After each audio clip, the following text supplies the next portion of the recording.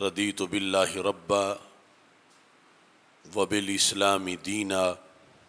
وبمحمد صلی اللہ علیہ وسلم نبیا ورسولا۔ اللہ اکبر، اللہ اکبر، اللہ اکبر۔ لبیک لبیک لبیک یا رسول اللہ صلی اللہ علیہ وسلم۔ الحمد للہ رب العالمین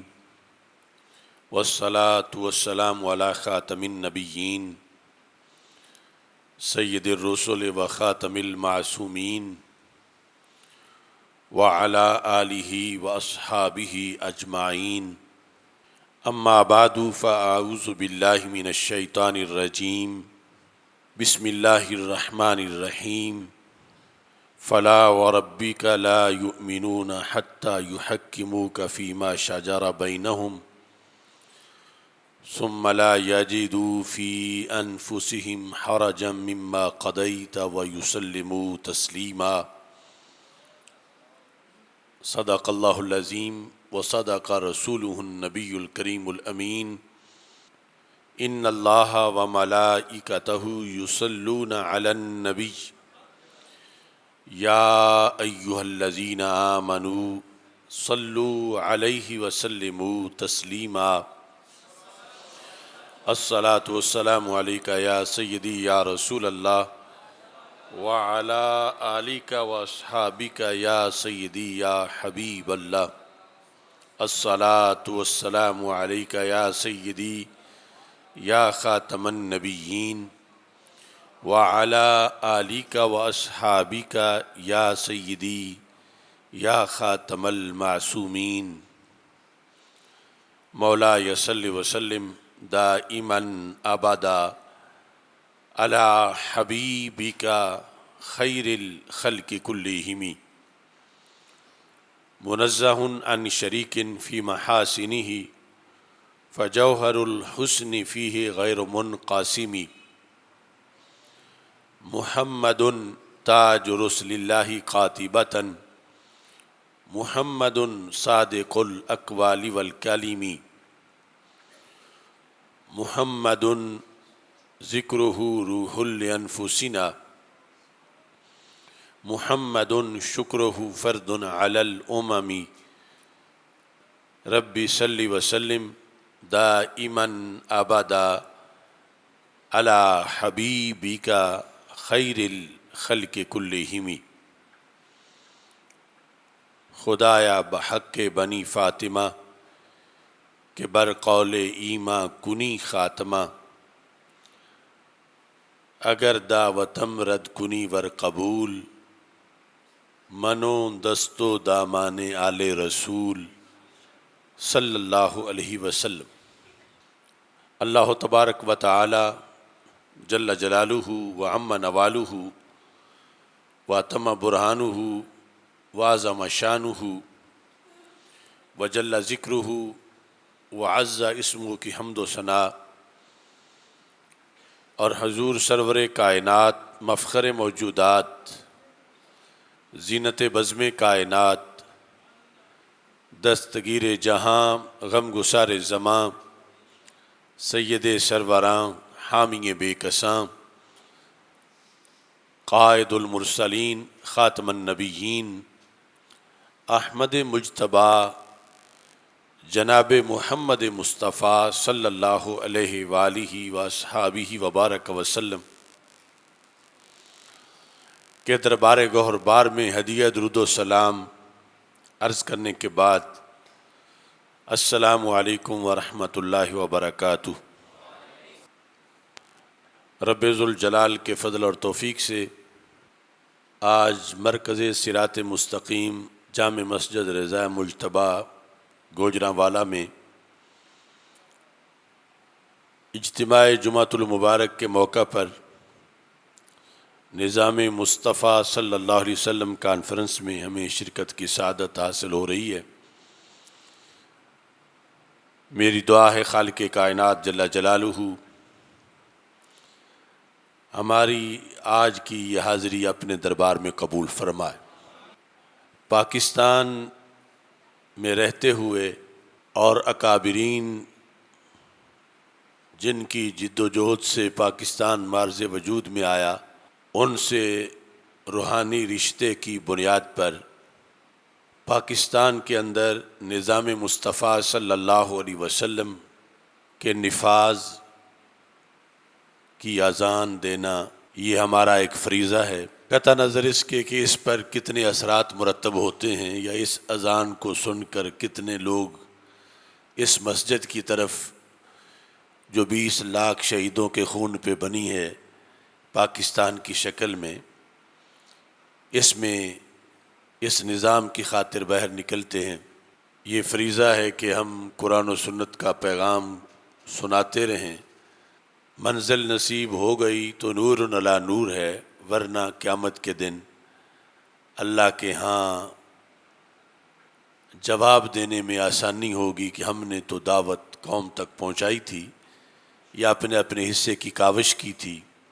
دنیا میں پاکستان اس وقت کے ممالک میں وہ واحد سلطنت ہے جو اپنے نظریہ کے لحاظ سے لا الہ الا اللہ محمد الرسول اللہ صلی اللہ علیہ وسلم کلمہ اسلام کی بنیاد پہ معرض وجود میں آئی، اور جو رسول اکرم صلی اللہ علیہ وسلم نے فرمایا تھا لا تساکن المشرکین، کہ مشرکین کے ساتھ اکٹھے نہ رہو بلکہ اپنی سکونت، اپنی رہائشیں، اپنے مسکن ان سے جدا کرو۔ اس طرح کے فرامین کو پیش نظر رکھتے ہوئے بر صغیر کے مسلمانوں نے ایک منفرد جد و جہد کی جو کئی صدیوں پر محیط ہے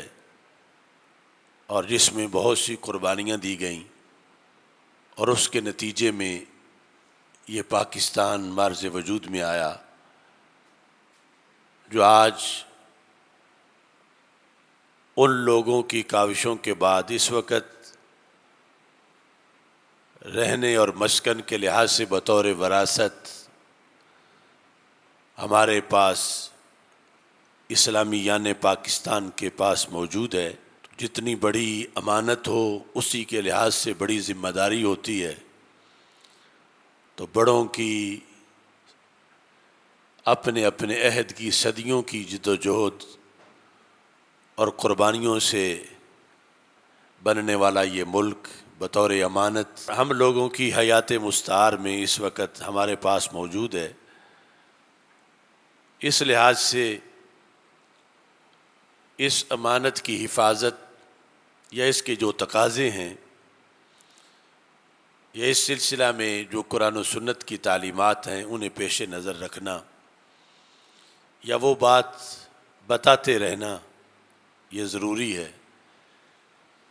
رسول اکرم صلی اللہ علیہ وسلم فرماتے ہیں کہ کوئی علم اس وقت تک فوت نہیں ہوتا جب تک زبانوں پہ لانا بند نہیں کر دیا جاتا۔ جب زبان سے بیان ہوتا رہے تو کم از کم وہ بات تو زندہ رہتی ہے، اگرچہ اس کے اثرات کتنے ہوں۔ اگست کے مہینے میں آزادی کی تقریبات اور پاکستان کی پاکستانیت کے تحفظ کا پیغام، یہ ہم نظریہ پاکستان کی روشنی میں ایک عبادت سمجھتے ہیں، اور اس بنیاد پر چھوٹے بڑے اجتماعات میں بطور خاص اس مہینے کے اندر اس چیز کا اعادہ کرتے ہیں۔ اور دوسری طرف اکابرین نے اسے منزل سمجھا کہ ایک ملک معرض وجود میں آئے اور وہ منزل انہیں ملی، اور پھر ہمارے لحاظ سے یہ ہے کہ یہ منزل بھی ہے لیکن حقیقی منزل تک جانے والی گاڑی بھی ہے۔ وہ اخروی کامیابی کے لیے جو اس دیس کا تقاضا کیا گیا تھا، اس گاڑی کے ذریعے سے احکام اسلامیہ پر عمل کرتے ہوئے ہم کامیاب منزل تک جا سکتے ہیں، لیکن افسوس یہ ہے کہ آج تک اسے یہ آنے جانے والی نام نہاد سیاسی پارٹیوں کے اقتدار میں کوئی ایسا اہل ڈرائیور نہیں ملا جو اس گاڑی کو اس کی منزل کی طرف رواں دواں کرے، اور حقیقی جو منزل ہے اخروی کامیابی اور دنیا جو آخرت کی کھیتی ہے اس کے لحاظ سے اسے اپنے اہداف کی طرف گامزن کرے۔ الیکشن کا موقع بار بار آتا رہا ہے، لیکن ووٹوں کی خرید و فروخت اور اس طرح کے جو دیگر عوامل ہیں اس کی وجہ سے جو اہل حق ہیں ایسی روحانی مسجد میں امامت کے جو اہل ہیں انہیں کبھی بھی یہ منصب تفویض نہیں کیا گیا، اور جس کے نتیجے میں چلتے چلتے آج معیشت اور معاشرت اور نظام حیات اس ملک کے اندر تہ و بالا ہو چکا ہے۔ مہنگائی کا ایسا طوفان کہ جو پہلا تھمتا نہیں اور پھر نیا شروع ہو جاتا ہے، رزق کے سرچشمے جس بنیاد پہ برکت دیتے ہیں اس سے دن بدن اس ملک کی سرزمین کو دور کیا جا رہا ہے۔ اس کے اندر ایک بڑا عوامل میں سے جو ہمارے سامنے فیکٹر ہے وہ عوام کے ذہنوں سے پاکستانیت کو محو کرنا، ختم کرنا اور اسے عام ملکوں جیسا ایک ملک سمجھنا، اور پھر نظام مصطفیٰ صلی اللہ علیہ وسلم کی حکومت اور نظام مصطفیٰ صلی اللہ علیہ وسلم کی حاکمیت، اس سے لوگوں کو متنفر کرنا، بیزار کرنا اور اسے دنیا داری قرار دینا، اس طرح کے فتنے ہیں جو نام نہاد اہل سیاست نے اپنا قبضہ برقرار رکھنے کے لیے وہ بیج عوام کے ذہنوں میں بوئے، جو چلتے چلتے کئی فصلیں اس کی تیار ہو چکی ہیں۔ جبکہ قرآن مجید برہان رشید کا واضح اعلان ہے کہ اللہ تعالیٰ قسم اٹھا کے کہتا ہے فلا و ربی کا، محبوب مجھے آپ کے رب کی قسم، لا یؤمنون، یہ لوگ ہرگز اصحاب ایمان نہیں ہو سکتے، حتی یحکموک فیما شجر بینہم، اس وقت تک ایماندار نہیں ہیں جب تک کہ اپنے باہمی جھگڑوں اور معاملات میں، نظام میں آپ کے فیصلوں کو تسلیم نہیں کر لیتے، اور فیصلوں کو تسلیم کرنے کے بعد ثم لا یجدوا فی انفسہم حرجا مما قضیت، آپ نے جو فیصلے کیے، خواہ وہ عبادات کے بارے میں ہیں، خواہ وہ معیشت کے بارے میں ہیں، خواہ وہ معاشرت کے بارے میں ہیں، خواہ وہ زراعت کے بارے میں ہیں، خواہ وہ تجارت کے بارے میں ہیں، ان سب کے بارے میں صرف اوپر سے تسلیم ہی نہ کریں بلکہ دل میں مندہ خیال بھی نہ لائیں، اور کبھی ان فیصلوں کے خلاف نہ سوچیں، وَيُسَلِّمُوا تَسْلِيمًا، اور پوری طرح ظاہر و باطن میں سر تسلیم خم کر لیں، تو پھر اللہ جو دلوں کے بھید جانتا ہے وہ انہیں ایماندار قرار دے گا اور ان کے ایمان کی تصدیق کی جائے گی۔ وہ حکومت مصطفیٰ صلی اللہ علیہ وسلم جس پر مدار ہے، جس کو ماننے پر مومن ہونے کا، اس کے شعبہ جات، اس کے احکام، اس کے فقہی جزئیات اور جدید پیش آنے والے کرنٹ ایشوز پر جب تک مہارت نہ ہو تو وہ سارا نظام نافذ نہیں کیا جا سکتا، اور جب تک وہ نافذ نہ ہو تو قرآن کے نزول کا مقصد اور پاکستان کے بنانے کا مقصد یہ کس طرح حاصل ہو سکتا؟ اور یہاں صورتحال اس کے بالکل برعکس ہے کہ کوئی جو جتنا اسلام سے دور ہو، جتنا سرکش اور باغی ہو، جتنا لبرل خیال ہو،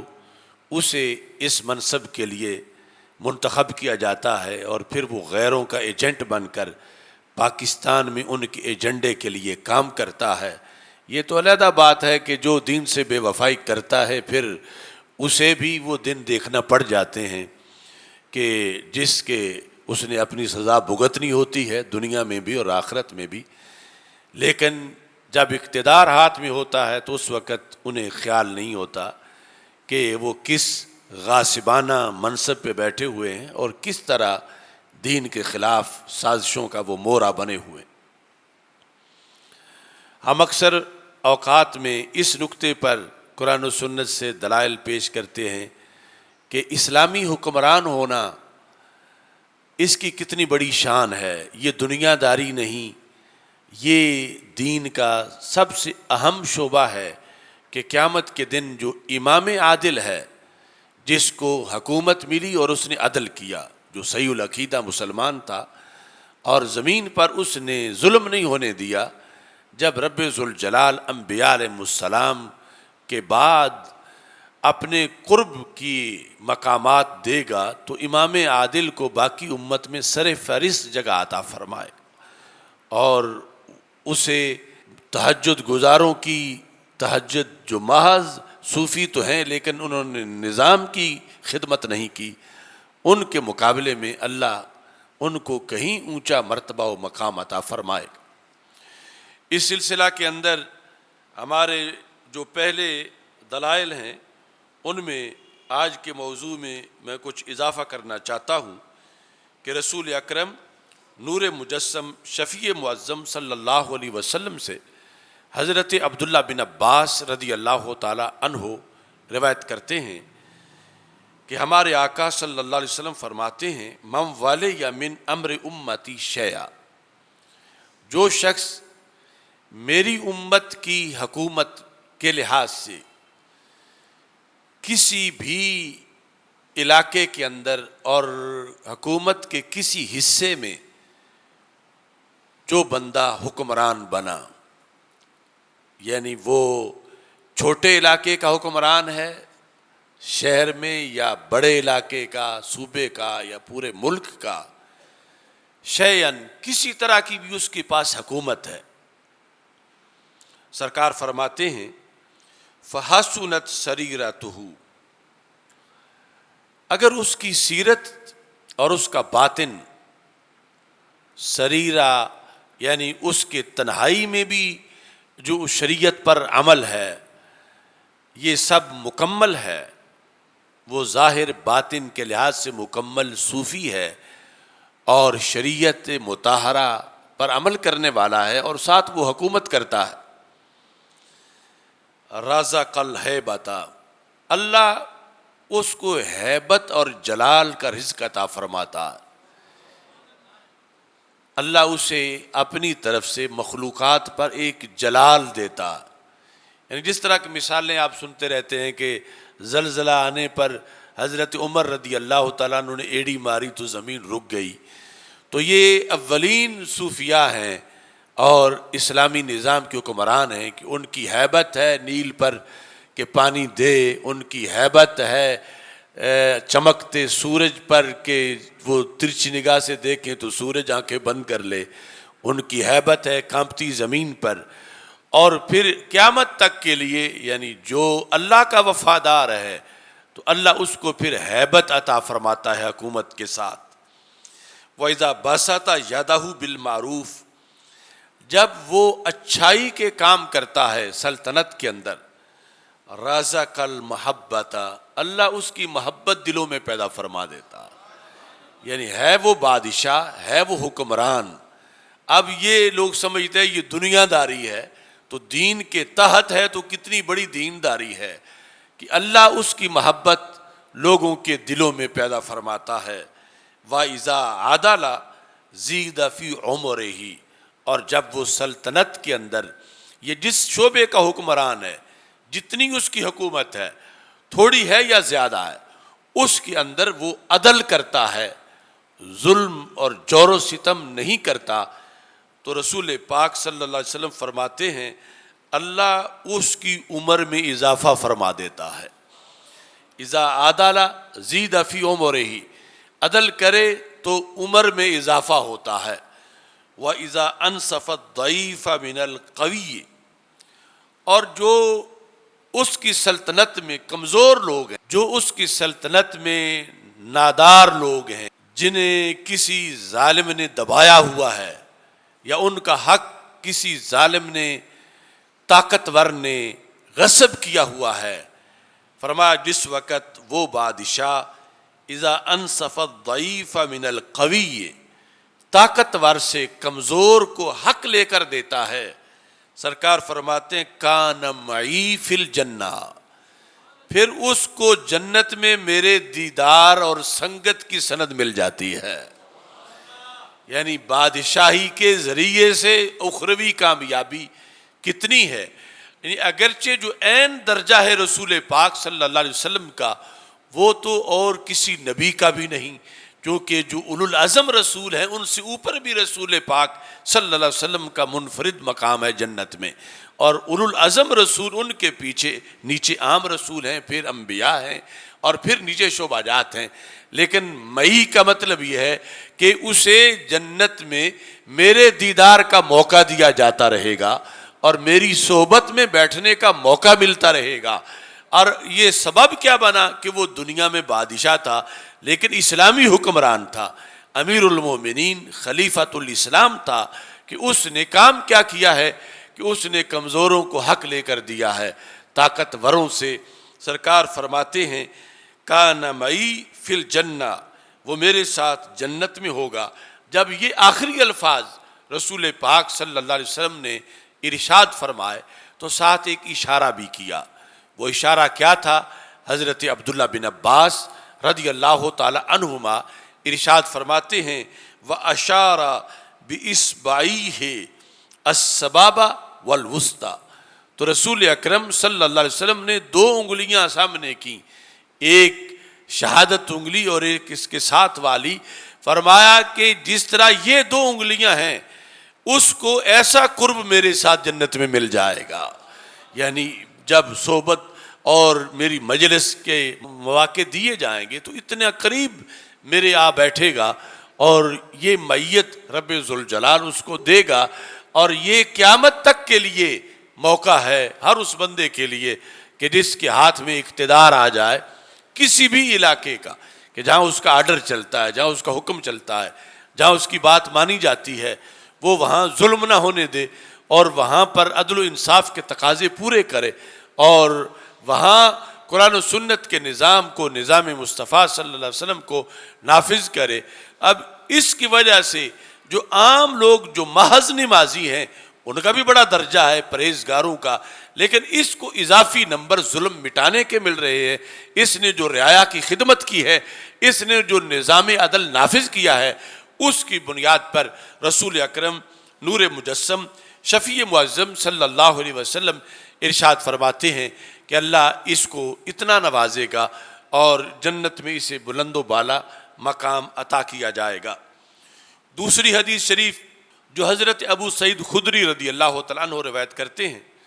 کہ رسول اکرم صلی اللہ علیہ وسلم نے اسی منصب کو جب شریعت کے مطابق ہے تو اس کا فائدہ کتنا ہے، اور اگر شریعت کے خلاف ہے تو پھر اس کا نقصان کتنا ہے۔ سرکار ارشاد فرماتے ہیں ان احب الناس الی اللہ یوم القیامہ واقربہم منہ مجلسا امام عادل، کہ قیامت کے دن پہلے تو تھا قرب رسول صلی اللہ علیہ وسلم، اور اس میں ہے قرب خداوندی جل جلالہ۔ ان احب الناس الی اللہ یوم القیامہ، قیامت کے دن اللہ کے قریب ان مخصوص بزرگ انبیاء علیہ السلام کی ہستیاں اور جو دیگر شرف صحبت اور اہل بیت اطہار رضی اللہ تعالیٰ عنہم ہیں، ان کے بعد احب الناس الی اللہ یوم القیامہ، قیامت کے دن اللہ کو جو سب سے پسندیدہ ہستیاں ہوں گی اور اقربہم، جو باقی کے مقابلے میں اللہ ان کو اپنا زیادہ قرب دے گا، وہ کون ہے؟ فرما امام عادل۔ امام یہاں حکمران کے معنی میں ہے کہ وہ حکمران جس نے عدل کیا، جس نے زمین پر حکومت کی، انصاف سے اس نے حکومت کی۔ اور پھر فرمایا وَإِنَّ أَبْغَضَ النَّاسِ إِلَى اللَّهِ يَوْمَ الْقِيَامَةِ، قیامت کے دن جو اللہ کو سب سے زیادہ ناپسندیدہ لوگ ہوں گے، ان میں سے جو سر فہرست ناپسندیدہ ہوگا اور ان میں سے جس کے لیے عذاب سب سے زیادہ ہوگا، وہ کون ہے؟ فرمایا امام جائر، کہ جو حکمران تو ہو لیکن ظالم ہو، شریعت کی حدیں پامال کرتا ہو اور اپنے عہد میں خود ظلم کر رہا ہو یا ظالموں کا سپورٹر بنا ہوا ہو، پھر وہ سب سے زیادہ مبغوض ہے اور سب سے زیادہ اللہ تعالیٰ اس کو یعنی سخت عذاب دینے والا ہے۔ تو ایک ہی منصب ہے، اگر اس کو شریعت کے مطابق استعمال کیا جائے اور شرعی قانون کو پیش نظر رکھا جائے تو وہ دنیا داری نہیں، ایسی دینداری ہے کہ بڑے بڑے دیندار پیچھے رہ جائیں گے اور وہ منصب اس کو آگے لے جائے گا۔ اور دوسری طرف اسی پر براجمان لوگ، جس طرح کے ہم حکمران آتے جاتے دیکھتے ہیں، یعنی جو بھی شریعت مصطفیٰ علیہ السلام کو نافذ نہیں کرتے اور پھر ظلم و ستم، لوٹ مار، کرپشن اور یہ سارا جو کچھ پاکستان میں ہو رہا ہے، یعنی اس طرح کی صورتحال جو کرتے کرواتے ہیں، ان کے لیے پھر وہ مبغوض ترین، ناپسندیدہ ترین اور سخت ترین عذاب کے مستحق قرار پاتے ہیں۔ سید عالم نور مجسم شفیع معظم صلی اللہ علیہ وسلم کا ایک فرمان اسلامی حکومت کے نفاذ کے لحاظ سے یہ بھی ہے کہ سرکار ارشاد فرماتے ہیں کہ یہ عادل حکمران دنیا کے اندر رہتے ہوئے ایک ایک دن اس کا اور ایک ایک گھنٹہ اس کا دوسروں کے سالوں کی بندگی سے زیادہ بندگی شمار ہوتا ہے، اور جب دنیا سے چلا جاتا ہے تو حضرت معاذ بن جبل رضی اللہ تعالیٰ عنہ کہتے ہیں کہ رسول اکرم صلی اللہ علیہ وسلم نے ارشاد فرمایا یقال للامام العادل، امام عادل کو کہا جاتا ہے، کہاں کہا جاتا ہے؟ فی قبرہ، اس کی قبر میں، یعنی اور کوئی امام عادل تو جا کے قبر سے باہر نہیں آیا، نہ کوئی یہ لیک کر سکتا ہے، لیکن سرکار جو سارا علم رکھتے ہیں، پہلا بھی پچھلا بھی، اور آپ نے یہ خبر دی کہ جو عادل حکمران ہے جب وہ قبر میں پہنچتا ہے تو اللہ تعالیٰ کی طرف سے اسے فرشتے آ کے پیغام دیتے ہیں، ابشر، کہ تیرے لیے بشارتیں ہی بشارتیں ہیں، تیرے لیے خوشخبری ہے، تیرے لیے یہ قبر یہ کوئی قید خانہ نہیں، تو کون ہے؟ بڑے عظیم الفاظ ہیں عادل حکمران کے لیے، وہ کہتے ہیں ابشر فإنک رفیق محمد صلی اللہ علیہ وسلم، کہ تم تو حضرت محمد مصطفیٰ صلی اللہ علیہ وسلم کے رفیق ہو، یعنی سرکار کے صحابی کا جو منصب ہے وہ تو بعد میں کسی کو مل نہیں سکتا، لیکن عادل حکمران تو قیامت تک ہو سکتے ہیں، اور عادل حکمران کو رفیق محمد صلی اللہ علیہ وسلم، یہ خود رسول پاک صلی اللہ علیہ وسلم نے اپنی زبان سے فرمایا کہ فرشتے آ کر قبر میں اس کو خوشخبری دیتے ہیں کہ تیرے لیے یہ گھبراہٹ کی جگہ نہیں، وہ جو بچھوؤں کی اور سانپوں کے کاٹنے کی اور ظلمت کی جگہ ہے وہ ظالم حکمرانوں کے لیے ہے اور ظالموں کے لیے ہے۔ تو نے اس وقت اپنے پیٹ پہ پتھر باندھ کے، سہولتیں نہ لے کر، عدل و انصاف کر کے، کرپشن لوٹ مار سے اپنے آپ کو بچا کے، اور انصاف قائم کر کے اپنی حکومت کی ہے، تو تجھے آج یہ تمغہ مل رہا ہے کہ تو رفیق محمد صلی اللہ علیہ وسلم ہے، تیرے لیے یہاں قبر کے اندر ہی جنت کا دروازہ کھول دیا جائے گا اور پھر جنت کی نعمتیں اس کو ملتی ہیں۔ تو یہ کس سٹیج سے اسے یہ شرف ملا کہ وہ مسند حکومت پر تھا، اس کے پاس حکمرانی تھی اور اس نے پھر امانت میں خیانت نہیں کی، اس نے حکمرانی کو دنیا داری نہیں بنایا، اس نے دنیاوی اقتدار کی طرح اس میں مست ہو کر شریعت کی حدوں کو پامال نہیں کیا، بلکہ اس نے دین کی ایک امانت سمجھ کر کہ یہ ایک اللہ کی طرف سے اصل تو حکومت اس کی ہے اور مجھے اللہ کی طرف سے نیابتاً زمین میں، چونکہ حکمران جو شرعی ہو اس کو حدیث میں ذل اللہ کہا گیا کہ وہ اللہ کا سایہ ہے زمین کے اوپر، تو اس بنیاد پر پھر اس کو یہ اعزازات دیے جاتے ہیں۔ اور حضرت سیدہ عائشہ صدیقہ رضی اللہ تعالی عنہا آپ ارشاد فرماتی ہیں کہ رسول اکرم صلی اللہ علیہ وسلم ارشاد فرماتے ہیں جسے اللہ کی طرف سے یہ منصب ملتا ہے، اگر اس کی نیت ٹھیک ہو اور وہ کوشاں ہو کہ میں نے شریعت پر عمل کرنا ہے اور کروانا ہے، تو پھر اللہ تعالیٰ اس کو تنہا نہیں چھوڑتا، اللہ اس کے لیے خود معاون بناتا ہے۔ اور یہاں تک حضرت عائشہ صدیقہ رسول پاک صلی اللہ علیہ وسلم سے روایت کرتی ہیں، سرکار فرماتے ہیں من واللہ اللہ عز وجل من امر المسلمین، اللہ جس کو مسلمانوں کے امور کا والی بنا دے، اللہ جس کے ہاتھ میں اقتدار دے دے، فَأَرَادَ بِهِ خَيْرًا، اور اللہ اس سے بہتری کا ارادہ کرے، اس کے باطن کو دیکھ کر اس کے ساتھ اللہ خیر کا ارادہ کرے، تو کیا کرتا ہے جعل لہ وزیر صدق، اللہ اس کو کوئی سچا وزیر دے دیتا ہے، وزیر صدق، صدق کا وزیر دیتا ہے۔ صدق کا جو وزیر ہے وہ بادشاہ کو پھر ڈگمگانے نہیں دیتا، بادشاہ کو راہ راست پہ رکھنے کا وہ کام کرتا ہے۔ یعنی آج جو رسم و رواج کے اندر وزیر ہے وہ تو پارٹنر بن جاتا ہے ظلم میں اور گناہ میں حصہ دار، اور مشترکہ کمپنی ظلم کی بنا لیتے ہیں الا ماشاء اللہ۔ لیکن جو حق پر حکومت کرتا ہے، حضرت عائشہ صدیقہ روایت کرتی ہیں کہ رسول پاک صلی اللہ علیہ وسلم نے ارشاد فرمایا جعل لہ وزیر صدق، اللہ اس کو وزیر صدق دیتا ہے، صدق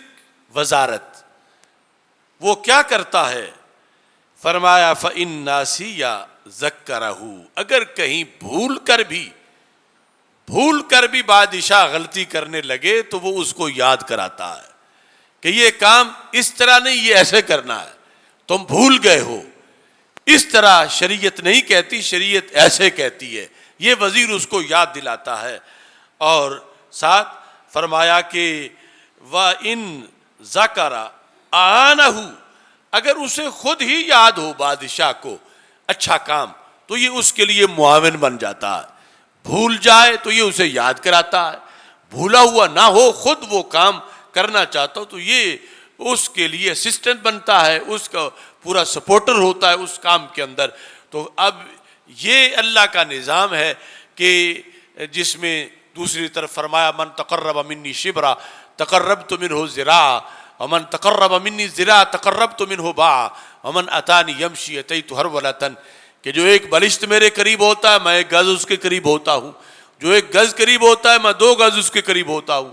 جو پیدل چل کے میری طرف آتا ہے میں اپنی شان کے مطابق دوڑ کے اس کی طرف چلا جاتا ہوں۔ تو مطلب یہ ہے کہ کچھ بھی کرتا ہے تو اللہ اس کے لیے بہت کچھ کرتا ہے۔ تو جب بادشاہ ہو کے نیکی کی طرف مائل ہوتا ہے اور نظام مصطفیٰ صلی اللہ علیہ وسلم نافذ کرنا چاہتا ہے تو پھر رب ذوالجلال اس کو وزیر صدق دیتا ہے اور وہ وزیر صدق اس کے لیے معاون بن جاتا ہے۔ اور اس سے پھر بادشاہ کی جو اسلامی سوچ ہے اس کا بھی امتحان ہوتا ہے کہ جب وزیر صدق اسے یاد کرائے تو پھر اسے اس کا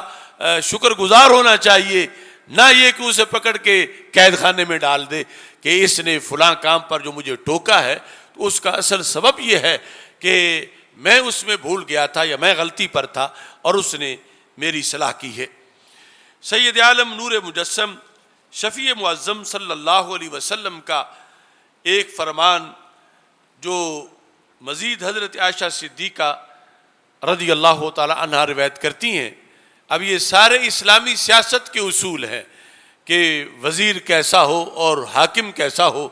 حضرت عائشہ صدیقہ رضی اللہ تعالیٰ عنہ کہتی ہیں کہ رسول اکرم صلی اللہ علیہ وسلم نے ارشاد فرمایا، ما من احد اعظم اجرا من وزیر صالح ما من الناس احد، لوگوں میں کوئی ایسا نہیں کہ جس کا اجر اس بندے سے بڑا ہو جو کسی حاکم کا وزیر ہے اور نیک بھی ہے۔ یعنی وزیر صالح کا اتنا بڑا اجر ہے چونکہ وہ اس منصب پہ ہے کہ گاڑی صحیح بھی چل سکتی ہے اور پٹری سے اتر بھی سکتی ہے۔ تو رسول اکرم صلی اللہ علیہ وسلم نے فرمایا کہ اعظم اجرم من وزیر صالح، جو وزیر صالح ہے، عربی میں پڑھیں گے تو من وزیر صالح، جو وزیر کے صالح ہے، اس وزیر سے بڑا کسی کا اجر نہیں۔ یکون ما امام فیأمرہ بذات اللہ فیطیعہ، کہ وہ امام کے ساتھ ساتھ رہتا ہے، یعنی وہ حکمران کا ساتھی ہے، ساتھ ساتھ رہتا ہے، اس کی نگہبانی کرتا ہے کہ کہیں یہ بھٹک نہ جائے اللہ کی اطاعت سے، اور جب بھٹکنے لگتا ہے تو یہ اس کو سیدھا کرتا ہے، اس کو صائب اور درست مشورہ دیتا ہے۔ تو رب ذوالجلال جن لوگوں کو اجر عظیم دے گا ان میں سر فہرست یہ ہے کہ جس نے اس کو ایسی ہستی کو کہ جو ایک دنیا دار شمار ہوتی ہے بظاہر، لیکن وہ دین کے اتنے نازک مقام پر ہے کہ یہ اس کو صحیح مشورہ دے سکتا ہے۔ عام لوگوں کی تو بات وہ سنتا ہی نہیں، اس کی سنتا ہے، اور اس نے پھر اس کو سچے مشورے دیے ہیں، صحیح طریقے میں گائیڈ کیا ہے، تو اللہ اس وزیر کو بھی اجر عظیم عطا فرماتا ہے۔ مزید حضرت عائشہ صدیقہ رضی اللہ تعالی عنہا ارشاد فرماتی ہیں، اور یہ وہی الفاظ ہیں وزیر صالح کے لیے کہ صالح تب کہلائے گا، اپنا نماز روزہ تو کرتا ہی ہے، لیکن اصل جو اس کی ڈیوٹی ہے کہ بادشاہ کی نگرانی کرتا ہے، وہ بھولے تو یہ اس کی نشاندہی کرتا ہے، اس کو صحیح کرتا ہے، اور ویسے نیکی پر اس کے لیے تعاون کرتا رہتا ہے۔ اس کے ساتھ ساتھ رسول اکرم صلی اللہ علیہ وسلم نے اسلامی نظام کے لحاظ سے جو احکام ارشاد فرمائے، اس میں پھر بادشاہ کا سٹیٹس ہے کہ جب وہ اللہ کا وفادار ہے تو اس کا ادب کتنا ہے، اس کا احترام کتنا ہے، پھر اس کے خلاف احتجاج نہیں،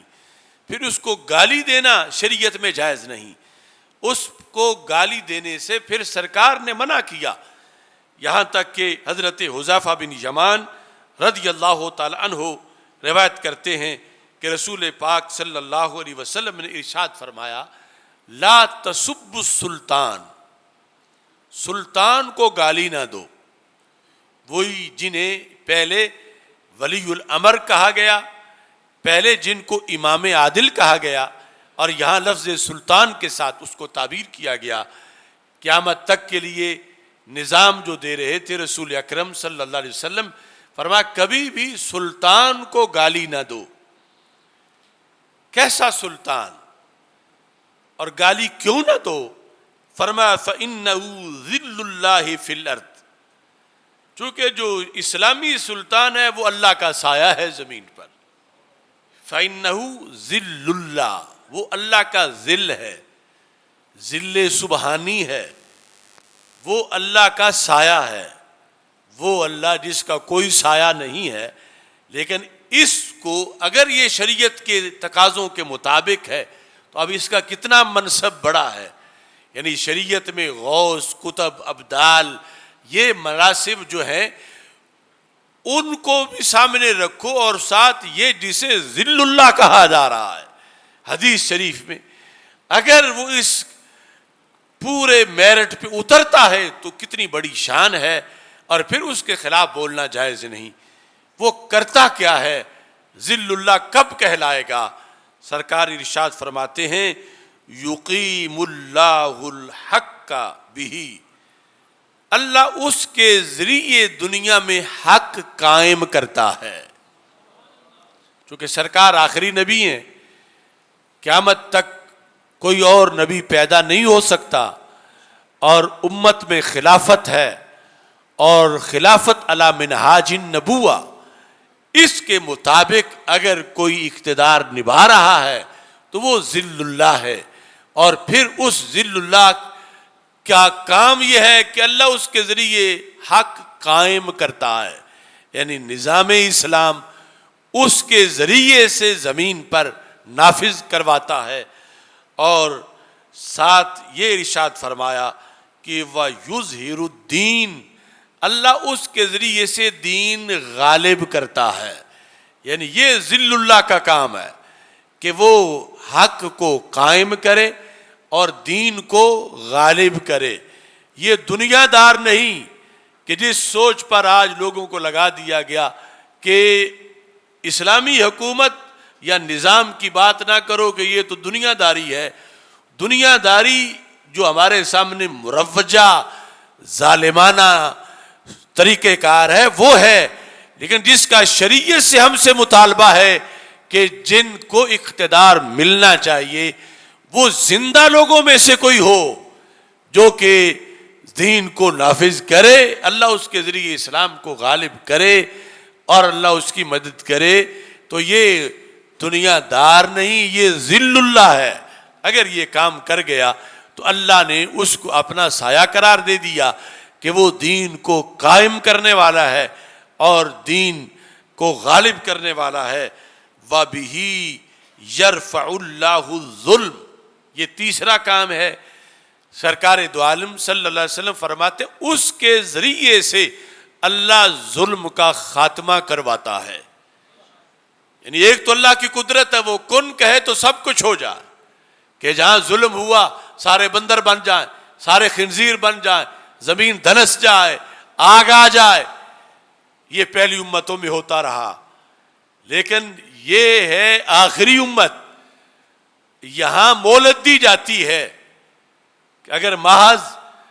ایک گناہ پر فوراً مواخذہ ہو جائے، اگرچہ ایسا ہو بھی سکتا ہے لیکن وہ شاذ و نادر ہے. لیکن جو اللہ کا طریقہ جاریہ ہے وہ یہ کہ نیکوں کو حکم ہے امر بالمعروف کرو، نہی عن المنکر کرو. تمہاری اپنی نیکی تب قبول ہوگی جب یہ کام کرو گے. ان کے ذریعے سے، اور پھر جس کے پاس اقتدار ہو اس کے ذریعے سے سر فہرست اللہ تعالیٰ ظلم کا خاتمہ کرواتا ہے. اور ساتھ وَيَهْلِكُ الْفَاسِقِينَ، اللہ ظالموں کو ہلاک کرواتا ہے. تو یہ حضرت حذیفہ بن یمان رضی اللہ تعالیٰ عنہ نے جو حدیث روایت کی، تو اس میں ایک طرف اسلامی حکمران کی ڈیوٹیاں ہیں اور دوسری طرف اسلامی حکمران کا ادب و احترام ہے. تو کیا یہ ساری باتیں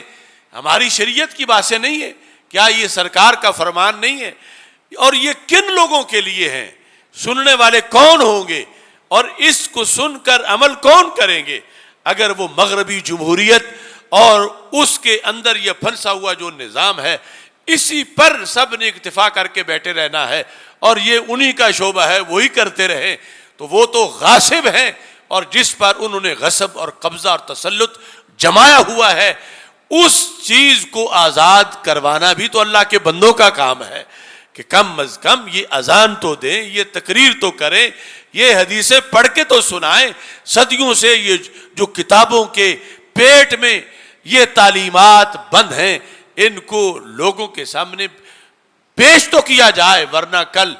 وہ طبقہ کہے گا ہمیں تو کسی نے سنا ہی نہیں تھا، ہمیں تو کسی نے بتائی نہیں تھا، ہم تو یہی سمجھتے رہے کہ یہ حکومت والا شعبہ مسلمانوں کا اپنا ہے ہی نہیں، یہ دنیا داروں کا ہے اور ان کے تابع ہی رہے. تو یہ میں اس لیے بتا رہا ہوں کہ رسول پاک صلی اللہ علیہ وسلم نے بادشاہ کی ڈیوٹیاں بتائیں، بادشاہ کی شرائط بتائیں کہ بن کیسے سکتا ہے اسلامی حکمران، پھر اس کے آداب تک بتائے، اس کا دنیا میں سٹیٹس اور اس کا قبر میں مرتبہ و مقام اور جنت کے اندر جو اس کو اللہ کا قرب ملنے والا ہے، یہ ساری چیزیں واضح کی، اور یہ واضح کیا کہ جیسے تم غوث اعظم کانفرنس کرتے ہو، داتا گنج بخش اجمیری کانفرنس کرتے ہو، خواجہ غریب نواز کانفرنس کرتے ہو، شان اولیاء کانفرنس کرتے ہو، تو یہ امام عادل کانفرنس بھی کرو۔ یہ امام عادل کا بھی تو بتاؤ کہ امام عادل اگرچہ جو دنیا سے چلے گئے بڑے بڑے امام عادل تھے، مگر وقت اور شریعت کا تقاضا ہے اس کا زندوں میں ایسے ہونا ضروری ہے کہ جو سطح زمین پر زندہ لوگ ہیں ان میں سے کسی کے کاندھے پر وہ ڈیوٹی آئے گی اور اس کو منتخب کیا جائے گا، اور اس کے ذمہ ہوگی کہ اب تم مکلف ہو۔ جو فوت ہو جائیں وہ تو مکلف ہی نہیں ہیں، اگرچہ ان کا فیضان بڑا ہے، ان کی تجلیات اور ان کے دیے ہوئے تعلیمات اور اسرار و رموز وہ سب کچھ ہے، لیکن آگے دنیا میں جس کو مواخذہ ہوگا، جس کی ڈیوٹی ہے، جس سے پوچھا جائے گا اور جس کو اعزاز اس کا ملے گا اور پھر اس کے لیے درجات ہیں، وہ زندہ لوگوں میں سے ہے، اور اس کا منصب شریعت میں امام عادل کہلاتا ہے۔ اور امام عادل کے لیے تڑپ ہونی چاہیے دل میں کہ کیوں ہم بغیر امام عادل کے دنیا سے جا رہے ہیں، اور امام عادل ہو تو سرکار فرماتے ہیں انما الامام جنہ، امام عادل اگر ہو تو وہ ڈھال بنتا ہے پوری قوم کی، پھر قوم کو تشویش نہیں، سب تشویش امام کی ہے۔ جو ڈھال بنے سامنے ہو، ہر تیر کھائے لیکن قوم کو تیر نہ لگنے دے۔ قوم کا کام اس تک پہنچنا تھا، اگر اس کو سب نے مان لیا تو پھر اب اس کی ڈیوٹی ہے راتوں کو جاگنا، اور نیل کے کنارے کوئی بکری کا بچہ بھی مظلوم نہ بنے، پھر اس کی ڈیوٹی ہے۔ اور یہ شریعت مطہرہ کا وہ پہلا شعبہ ہے کہ جس کے زیر سایہ پھر عبادات ہیں، معاملات ہیں، شریعت طریقت کے شعبہ جات ہیں، تجارت ہے، زراعت ہے، یہ ساری چیزیں اس کے زیر سایہ چلتی ہیں، اور سارے عبادت گزاروں۔ اب دیکھو کہ ہر صحابی کروڑوں ولیوں سے زیادہ شان والے تھے، لیکن ان میں سب سے زیادہ جو مرتبہ ملا تو انہیں جنہیں نظام کے لیے منتخب کیا گیا، جنہوں نے زمین پر اللہ کا نظام چلایا، وہ خلفائے راشدین، یعنی ان کو پھر علی سبیل ترتیب ان کو فضیلت بخشی گئی کہ وہ صوفی تو حد درجے کے تھے، ولی حد درجے کے تھے، لیکن انہوں نے قرآن کا نظام زمین پہ چلا کے دکھا دیا، اور اللہ کے رسول علیہ السلام سے جو سیکھا تھا اس کو پھر آگے نافذ کیا۔ تو آج بھی اس عہد کے لوگوں میں یعنی وہ سر فہرست شمار ہوگا اگر کوئی نظام چلانے میں سبقت لے جائے اور نظام نافذ کرنے میں اللہ کا دین، اللہ کا قرآن جو مسجد کے الماریوں میں بند ہے، اس کو روئے زمین پر نافذ کرنے کی جسے سعادت ملے، وہ پھر اس عہد کے لوگوں میں سر فہرست ہوگا، کیونکہ اللہ نے اسے چنا کہ دین کو اس کے ذریعے غالب کرے اور دین اس کے ذریعے سے عام ہو، رائج ہو، اور پھر ظلم کا خاتمہ ہو اور عدل و انصاف کی ہر طرف حکمرانی ہو جائے۔ سید عالم نور مجسم شفیع معظم صلی اللہ علیہ وسلم کا فرمان، حضرت محمد بن کعب قرظی کہتے ہیں کہ حضرت عمر بن عبدالعزیز رضی اللہ تعالی عنہ جو عملاً حکمران رہے اور جنہیں خلیفہ راشد شمار کیا جاتا ہے، حضرت عمر بن عبدالعزیز نے محمد بن کعب قرظی سے کہا، عدل کے لحاظ سے زیادہ مشہور ہیں عمر بن عبدالعزیز، تو محمد بن کعب قرظی سے کہا کہ مجھے بتاؤ عدل کیا ہوتا ہے؟ صف لی العدلہ، میرے سامنے عدل کی ڈیفینیشن کرو، عدل کیا ہوتا ہے، تاکہ میں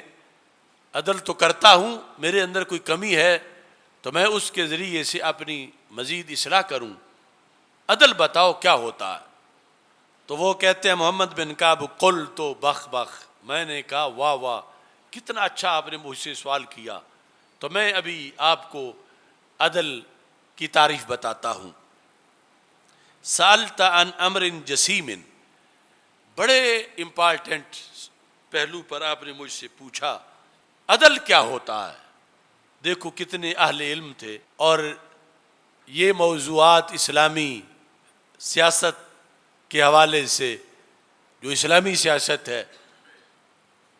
بڑے جامع الفاظ انہوں نے بولے. کہنے لگے کن لصغیر الناس ابا ولکبیرہم ابنا وللمثل منہم اخا وللنساء کذالک. کہنے لگے عدل یہ ہے کہ جو بھی رعایا میں آپ سے چھوٹے ہیں آپ ان کے ابا جی بن جائیں. کن لصغیر الناس ابا، انہیں یوں محسوس ہو کہ یہ خلیفہ نہیں، یہ تو ہمارے والد محترم کی طرح شفیق ہیں. کن لصغیر الناس ابا، چھوٹے لوگوں کے لیے، یعنی چھوٹی عمر کے جو آپ سے ہیں ان کے لیے مثل باپ بن جاؤ. وَلِكَبِيرِهِمْ ابنا، اور جو آپ سے عمر میں بڑے ہیں ان کے لیے بیٹے کی طرح بن جاؤ، کہ وہ بوڑھے بابے سلطنت کے اندر ان کے لیے آپ بیٹے کی طرح ان کی اطاعت، ان کی فرما برداری، ان کا ادب، ان کا احترام. اور پھر فرمایا جو آپ کے ہم عمر ہیں وَلِلْمَثَلِ مِنْهُمْ أَخَا، ان کے آپ بھائی بن جاؤ. اور وَلِلنِّسَاءِ كَذَلِكَ، ایسے ہی عورتوں میں جو چھوٹی عمر کی ہے انہیں بیٹیاں بنا لو، اور جو بڑی عمر کے ہیں ان کا بیٹا بن جاؤ. جو خواتین بڑی عمر کی ہیں اور جو ہم عمر ہیں ان کو بہنیں بنا لو. وَعَاقِبِ النَّاسَ بِقَدْرِ ذُنُوبِهِمْ عَلَى قَدْرِ أَجْسَامِهِمْ. اسلام میں سزا کا نظام ہے، سزا دینی پڑتی ہے، نظام تب چلتا ہے، لیکن عاقب الناس بقدر ذنوبہم. ایک تو یہ سامنے رکھو کہ گناہ کس لیول کا ہے، اس جرم کو پیش نظر رکھ کے تو سزا دو. چھوٹے جرم پر زیادہ سزا نہ دو. اور ساتھ علی قدر اجسامہم، جس نے وہ جرم کیا اس کا جسم بھی دیکھو کہ اس کی صحت کیسی ہے. تو سب سے یعنی یہ جو تعزیر کے لحاظ سے سزائیں ہیں ان کو پیش نظر اس میں اس چیز کو رکھو. یہ جامع نظام بیان کیا محمد بن کعب قرظی نے حضرت عمر بن عبدالعزیز رضی اللہ تعالی عنہ کے لحاظ سے. یہ جو کچھ میں نے مسند مرفوع احادیث سے اس آخری بات سے پہلے بیان کیا، اور اس میں جو کچھ ذکر ہوا یہ ہمارے لیے، ہمارے حکمرانوں کے لیے، اور امام عادل ہو کہ جس کے زیر سایہ زمین پہ نظام چلے اس کی تڑپ رکھنے والوں کے لیے یہ ایک بہت بڑا ذخیرہ ہے اور مینارہ نور ہے. آج اس موقع پر ساتھ یہ بات بھی ایڈ کرنا چاہتا ہوں، کیونکہ جب نظام عدل نہیں ہوتا تو ظلم ہوتا ہے، اور ان مظالم میں بڑا ظلم اعتقادی ظلم ہے. اعتقادی ظلم کہیں معاذ اللہ شرک کی شکل میں کیا جاتا ہے، کہیں توہین رسالت کی شکل میں، کہیں توہین صحابہ رضی اللہ تعالیٰ عنہ کی شکل میں، کہیں توہین اہل بیت رضی اللہ تعالیٰ عنہ کی شکل میں، کہیں توہین قرآن کی شکل میں. ان سب کا خاتمہ ضروری ہے. اور یہ جو مختلف سازشیں ملک میں مختلف سانحات اور واقعات کی شکل میں ہوتی ہیں، اداروں کا یہ کام ہے کہ ایسے سانحات سے ملک کو بچایا جائے. اور پھر جو دشمن ممالک کی ایجنسیاں پاکستان کے اندر آگ بھڑکاتی ہیں ان سب پر گہری نظر رکھی جائے. آپ جانتے ہیں کہ ہم سال ہر سال سے تحفظ ناموس اہل بیت و صحابہ و امہات المومنین رضی اللہ تعالی عنہم کے قانون کے لحاظ سے کوشش کر رہے ہیں، اور وہ قانون قومی اسمبلی سے پاس ہوا، پھر سینٹ سے پاس ہوا. اب اس کے خلاف پھر وہ لوگ جو توہین مقدسات کے بغیر رہ نہیں سکتے، وہ چیخ چلا رہے ہیں. اگر محبت اہل بیت رضی اللہ تعالیٰ عنہم میں سچی ہوتی تو شکر ادا کرتے کہ قانون بن گیا ہے کہ جو اہل بیت رضی اللہ تعالیٰ عنہم کے خلاف معاذ اللہ گستاخی کرے گا، توہین کرے گا تو عمر قید سزا ملے گی اس کو. لیکن انہوں نے جو توہین صحابہ کا دھندا کرنا ہوتا ہے دن رات، اس کی وجہ سے انہیں نیند نہیں آ رہی. ہم اہل سنت چونکہ اہل بیت اطہار رضی اللہ تعالیٰ عنہ کے احترام کو بھی اپنا ایمان سمجھتے ہیں، اور صحابہ کرام رضی اللہ تعالیٰ عنہ کے احترام کو بھی اپنا ایمان سمجھتے ہیں. اور اس بل کے مندرجات سے اہل سنت کا حق پھر ثابت ہو رہا ہے کہ اگر اہل سنت میں کہیں کھوٹ ہوتی کسی لحاظ سے تو یہ بھی چیختے چلاتے کہ یہ کیوں سزائے موت دی جا رہی ہے، یہ کیوں عمر قید دی جا رہی ہے، یہ کیوں سزا مل رہی ہے. لیکن جن کا مذہب توہین ہے اور معاذ اللہ دن رات تبرئے کرتے ہیں، انہیں اس پر بہت زیادہ احتجاج سوجا ہے. اور اسی سلسلہ میں یہ حال ہی میں اسلام آباد میں ان کا ایک اجتماع منعقد ہوا ہے. میں اس اجتماع کو، اس کی صرف ایک تقریر جو تھوڑی سی میں نے رستے میں سنی ہے، حکام بالا اور بالخصوص جو آرمی چیف ہیں سید محمد عاصم منیر صاحب، انہیں بھی متوجہ کرنا چاہتا ہوں کہ اس کے جو صدارتی اور اہم خطابات ہیں اس میں اس طبقے کے ایک بڑے گرو نے مجمع عام کے اندر مسئلہ فدق پر حضرت سیدنا صدیق اکبر رضی اللہ تعالیٰ عنہ کے خلاف معاذ اللہ حد درجے کے گستاخانہ کلمات بولے، اور پھر اس نے علل اعلان جتنا بھی دن رات ان کا گستاخیوں کا سلسلہ ہے اس کو حقائق کہا ہے، اور کہا یہ حقائق ہم بیان کریں گے تو پھر کیوں عمر قید ہمیں ملے گی، ہم تو حقائق بیان کریں گے.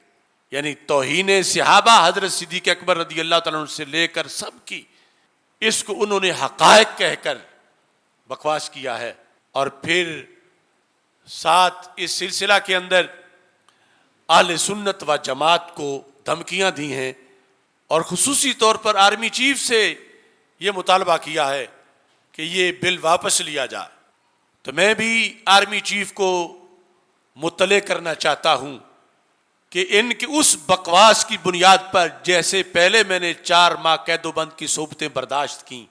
اور جو سما اور اب تک ٹی وی پر انہوں نے بکواس کیا تھا، میں آج ان کے بکواس کو پھر مسترد کر رہا ہوں. اور یہ میری آواز پاکستان کے ایک خطیب کی آواز نہیں، یہ کروڑوں اہل سنت کی آواز ہے. اگر برسرعام حضرت صدیق اکبر رضی اللہ تعالیٰ عنہ کی خلافت کو یہ لوگ تبرئے کریں گے جیسے اس موذی نے تبرہ کیا ہے اور جیسے اس خطیب نے زبان درازی کی ہے، ہم اس پر کبھی بھی خاموش نہیں رہیں گے. اور ان کیڑے مکوڑوں کو لگام دی جائے. یہ دیش اہل سنت کے ووٹ سے ملا ہے اور اہل سنت اس کے امن کو پارا پارا نہیں ہونے دیں گے. اس واسطے یہ آپ لوگ بھی ذہن میں رکھیں کہ خلافت راشدہ برحق ہے تو قرآن برحق ہے. امیر المومنین صدیق اکبر نے قرآن جمع کیا ہے، وہ قرآن ہمارا ایمان ہے، اور یہ بھونکنے والے قرآن کے خلاف بھونک رہے ہیں، اللہ کے رسول علیہ السلام اور دین کے خلاف بھونک رہے ہیں. اور انہیں فوج کو چاہیے کہ ان کو لگام دیں، ادارے ان کو لگام دیں. اللہ تعالی ہمارے ملک کی خیر فرمائے. اللہ تعالی ہم سب کو اس مشن پر آخری سانس تک قائم رہنے کی توفیق عطا فرمائے. وآخر دعوایا ان الحمد للہ رب العالمین.